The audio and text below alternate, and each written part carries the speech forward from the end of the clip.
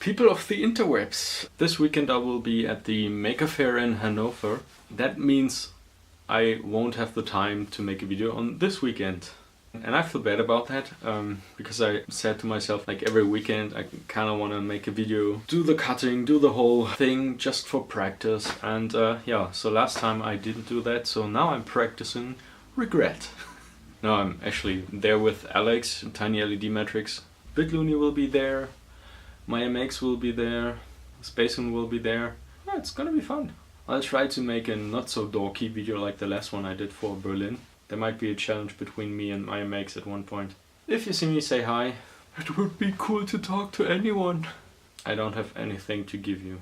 I should make some stickers or buttons. I actually did make some buttons, but they're probably not ready in time. They told me it takes them until the 2nd of October. The other day I was at the gym. That happens once a year. My cell phone is a big distraction, and I thought it would be cool to have an MP3 player again. Yeah, I had one of those, but I took it apart and never put it back together again.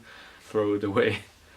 And now I regret that decision. I bought some used ones. One 2nd gen Nano, one 3rd generation iPod Nano. I was able to get off the metal back piece, and it's like there are little clamps in it that hold it down, and you have to get into the case, bend them back so you can get the lid off. It was really tedious, complex, and I've bent the case a bit, but I think it's fixable. And I also had to order another display and another battery, but I think I'm still around the price point what an actual working one would cost. I should have probably bought a working one, but I kind of like the experimenting on thing. And I'm still waiting on parts for this, so that's not really a video that will come out anytime soon. I've bought the Game Boy cartridge programmer from J. Rodrigo. I want to verify my design. It's a little 32 kilobyte flash chip in here.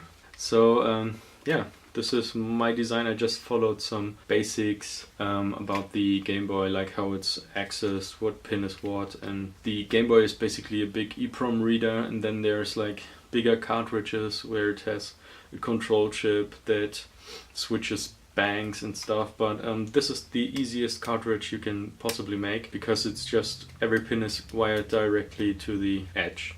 I was hesitant to sell them because I didn't know if they would actually work with a generic writer, Game Boy writer, cartridge writer.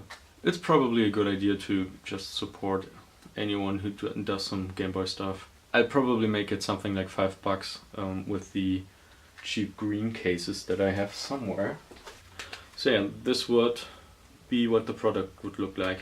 What I also did, and I kind of make Spacemoon responsible for that, I bought some cases for Game Boy Pockets. Big fan of this one, so when I saw these on AliExpress, I thought, okay, I'm gonna buy one or two. This one kind of social media exploded on me. This is a NeoPixel ball.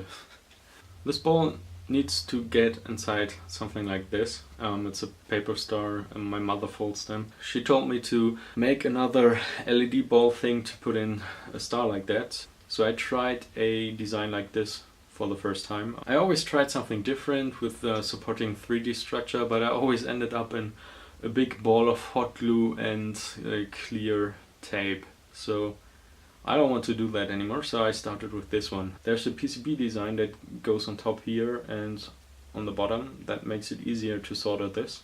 I'll probably have to redesign the plastic as well. Yeah, this is a project I need to do as well. I got until the 3rd of October. I'll be on a vacation soon, and I'll probably do some projects that contain more programming. There's like 2 or 3 projects that I want to concentrate on. There are a couple of things, like I bought this FPGA shield.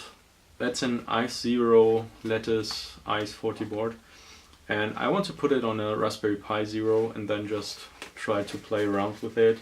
So I really want to work on the ESP32 Wi-Fi cartridge as well. I had a kind of prototype working, but it had this situation where the pins were too slow to set and to read, and I was finally able to make the I2S code example work from, what's the guy, CNLore, Charles. And I finally had something running on the ESP32 that was able to grab data from the parallel I2S bus. Well, I don't know, maybe it makes sense to make a cartridge reader out of the ESP32. That's probably too much.